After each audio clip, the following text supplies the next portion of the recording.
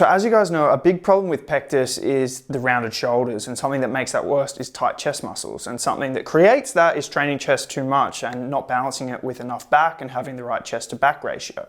And so in today's video, I want to do a simple test that we all can do to determine whether you have an incorrect ratio of pushing and chest strength compared to your back.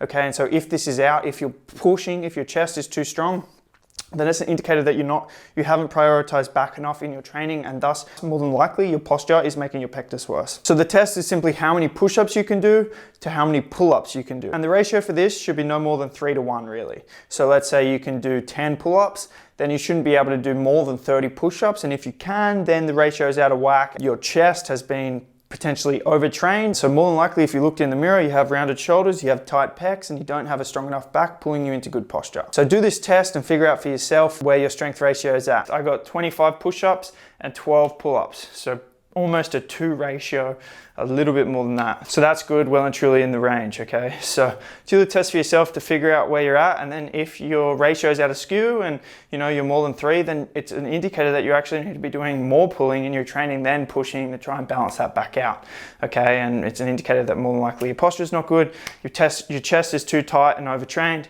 and it's making your pectus look worse. Now, I also just wanted to say for the test, you need to hold yourself to a strict standard. So for me, I was making sure my push-ups were very controlled, my core was tight, my back wasn't sagging, and my chest was hitting the floor at the bottom of each rep, and then I was pressing all the way out to full extension at the top of each rep. And same for the pull-up. I made sure that I went all the way down to a hang and then pulled myself so my chin was all over the bar, and there was no kipping. They were completely strict, okay? You need to hold that standard, otherwise the test is irrelevant if you cheat on one of the movements.